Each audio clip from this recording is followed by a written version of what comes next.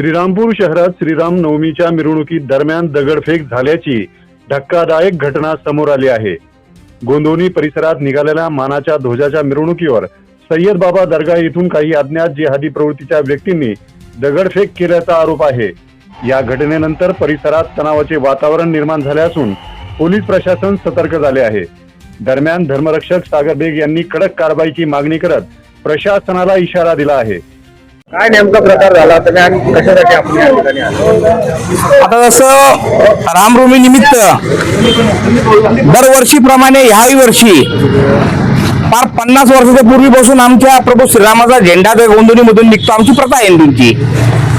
त्या प्रथेला कायम गालबोट लावण्याचं काम हे मुसलमान करतात।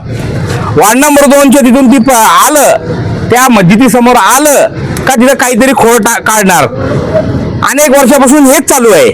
आता प्रशासनाला आम्ही भेटलो, त्या मस्जिदच्या आसपास जिथून हे घडलं त्या मस्जिदच्या सर्व ट्रस्टवर कारवाई करायची, कारण प्रशासनाने त्यांना काढून दिल्यानंतर त्या जिहाद्यांना त्यांनी मस्जिदच्या आतमध्ये जाऊन दगडफेक केलेली आहे। त्या मस्जिदवर पहिले कारवाई करायची, तिथल्या लोकांवर कारवाई करायची। आता प्रशासनाला पण आम्ही सांगतो, पुढे याच्या नंतर या सगळ्या हिंदू बहुल एरियामधून एकही मुसलमानांची मिरवणूक निघली तर त्याला जबाबदार प्रशासन राहणार, कारण मिरवणूक निघल्यानंतर आता त्यांना उत्तर आम्ही देऊ।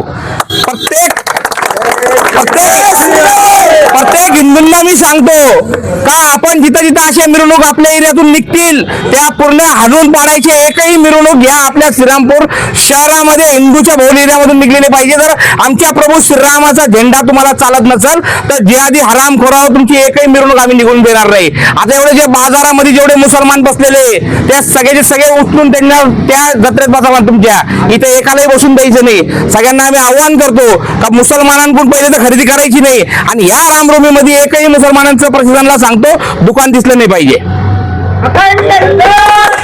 सध्या पोलीस तपास सुरू असून दोषींवर लवकरच कारवाई होण्याची शक्यता आहे।